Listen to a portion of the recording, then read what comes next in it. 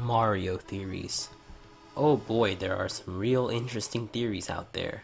I feel like no one even tries with these theories anymore. Let's just go on a long debunking spree. The first site that shows up when you look up Mario theories on Google is Ranker, not some dumb shit like IGN, interestingly enough. Let's look at their top 12 theories. Number 1. Super Mario Bros. 3 never happened. There's not much under here, nor under any of these headers for that matter. It's just the age-old theory that Super Mario Bros. 3 was a play. Gee, I wonder what might prompt that theory.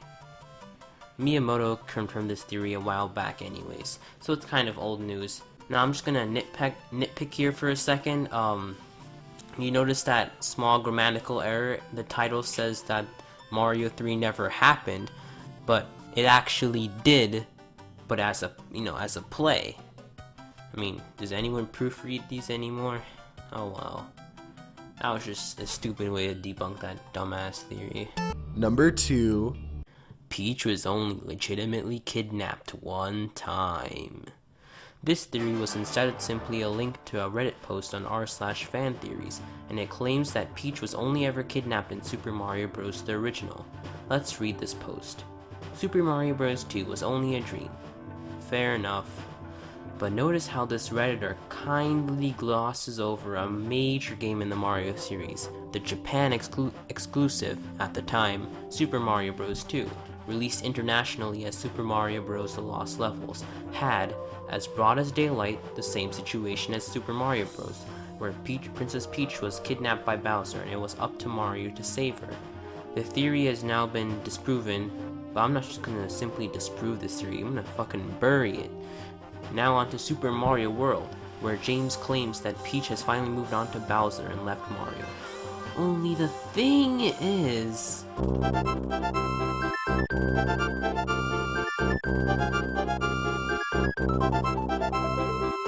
Yup, this clip right here even says that Bowser must be the aggressor who kidnapped Peach, who was on vacation with Mario in Dinosaur Land. That might be a bit of a stretch, so let's look at the final fight. Notice how throughout the fight, Peach, whenever she gets the opportunity to, screams loudly, "Help," and gives Mario a mushroom. Not something someone who wants to be with Bowser would say.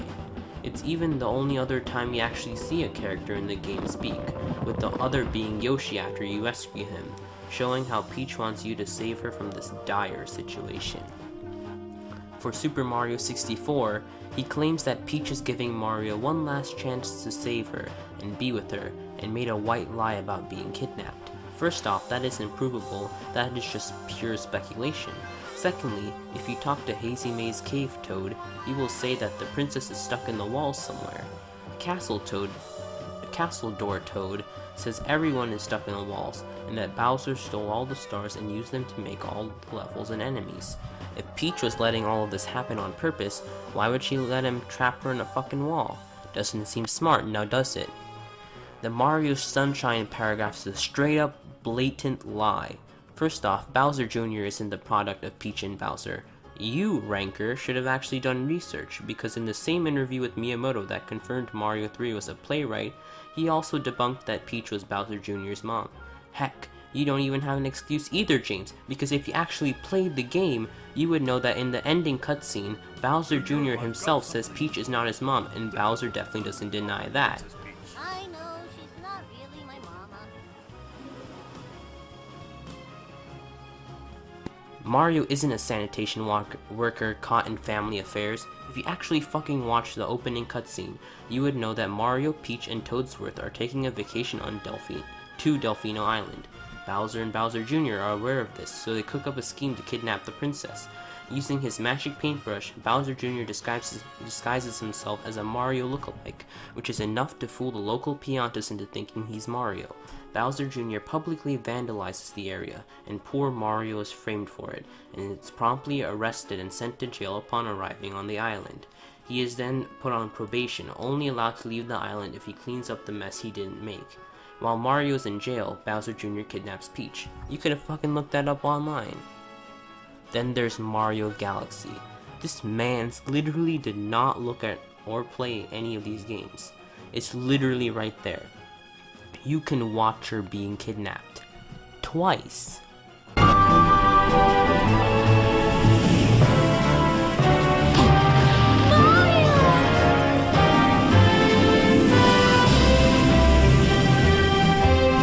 He claims that Mario switched up for Rosalina, except that didn't happen. Rosalina only showed up to reset the Mushroom Kingdom because it fell into a supernova, and Rosalina only showed up in Galaxy 2 to thank Mario for defeating Bowser and saving his special someone. The way Rosalina talks about Mario and Peach indicates that Mario and Peach have a relationship, and on top of that, Rosalina isn't even remotely involved. Seems like this man's only looked at Rule 34 of Rosalina and thinks he knows the whole plot of all the games all of a sudden. He then claims that the new Soup games are just a part of a reset universe, except the universe wasn't reset, it was rebooted. The key difference is everyone, Bowser, Mario, and Peach, are all aware of past events, meaning that new Soup games are just part of the same timeline, just a second chance for all of them.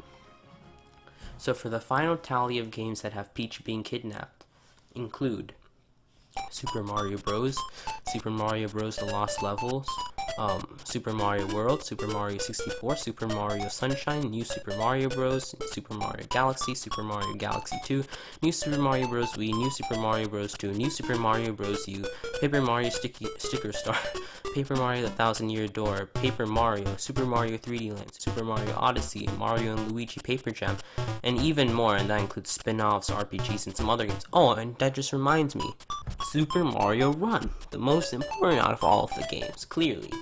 Honestly, fuck this theory. 3. Wario isn't a bad guy. This theory is honestly one of the flimsiest ones yet. It's evidence based on not what happened, but rather on what didn't happen. The theory is that Wario isn't a bad guy because his only wish was for a piece of land of his own, not for something bad to happen to Mario or for money.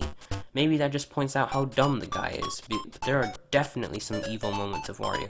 Just to include some.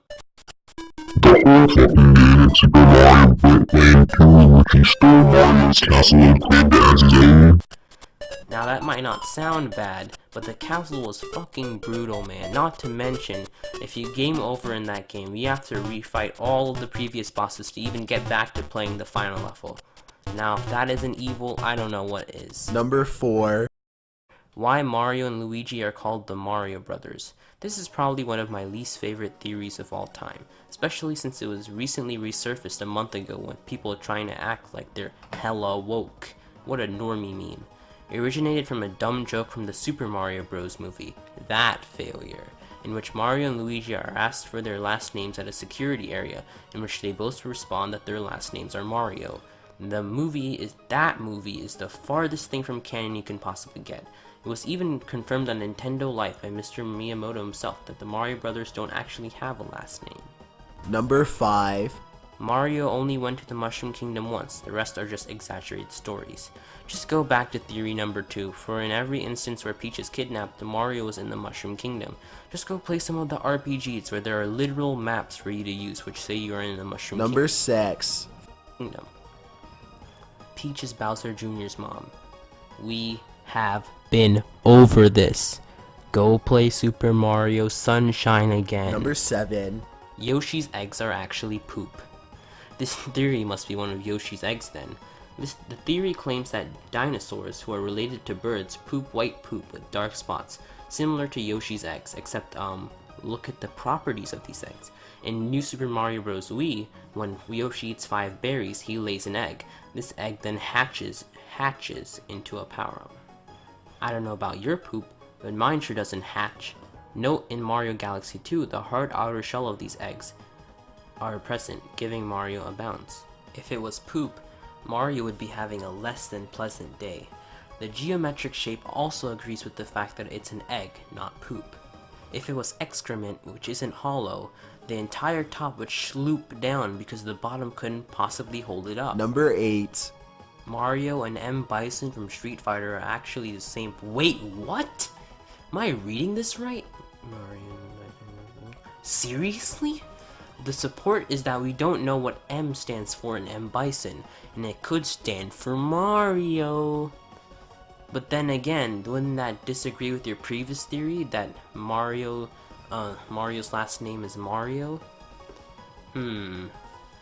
The only thing is, we actually do know M. Bison's first name.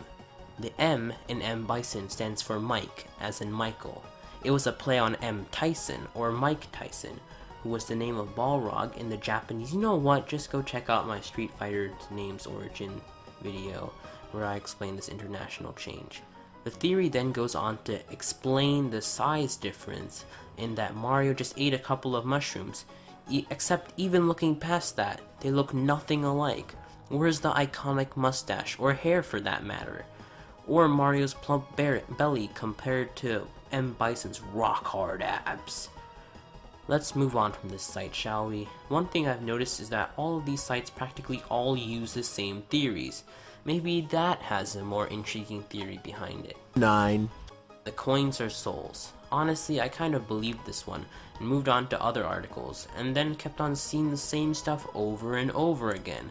Then I came to a conclusion in my head. Why would toad markets be using coins, supposed toad souls, as an official currency? If they're deranged toads, then why do all the toads in the Mushroom Kingdom act like that? I have a theory, but I just might save it for another video. Long story short, toads aren't humans and are grown like plants or mushrooms or something. That would explain the almost limitless amount of toads and how Princess Peach can just pull a toad out of thin air in Smash Bros. 10.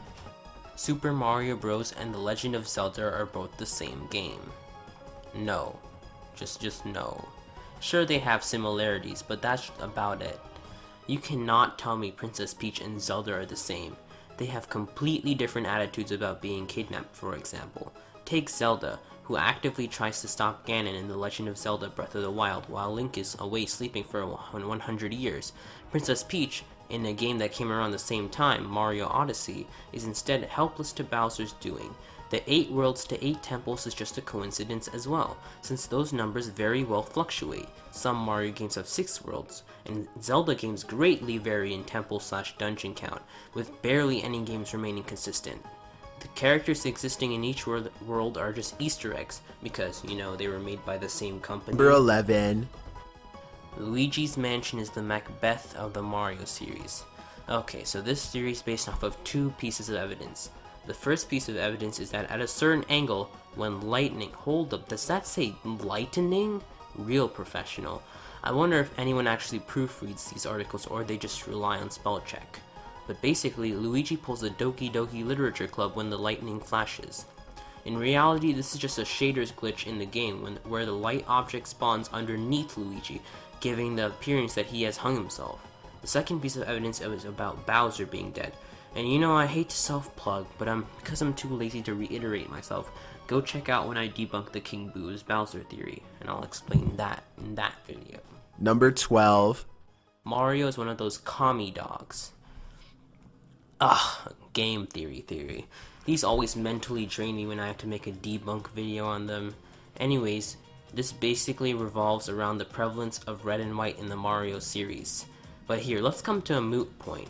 Maybe it's just because of the fact that Nintendo was limited to only a few colors for each layer, which include the sprite layers, background layer, etc. So they wanted to go with a color that stood out against the blue background to make Mario more visible.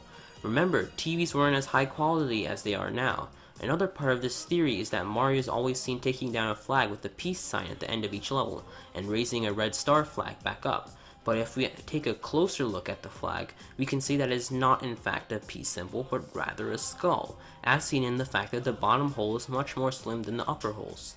Now, let me ask you, what else is green and evil in Super Mario Bros? Bowser, or more formally known as King Koopa. This could very well be the graphic artist's best attempt at making a skull given the limited resolution and pixels allotted. And think about it, Bowser's face on the flag would make more sense since it remains consistent throughout every other game containing the flag. Now for the red star, I choose to see it as a coincidence, as perhaps as mentioned earlier, with the limited graphical displays of the NES, they just wanted to go with something simple and distinguishable, a star. There are still like 5 more theories all these people use. Not even joking, all of these sites, and I mean all of them, use the exact same theories. Oh well, that's just a video for another day. Thank you guys so much for watching. If you like this video, please leave a thumbs up, and I'll see you guys all in the next one. Bye.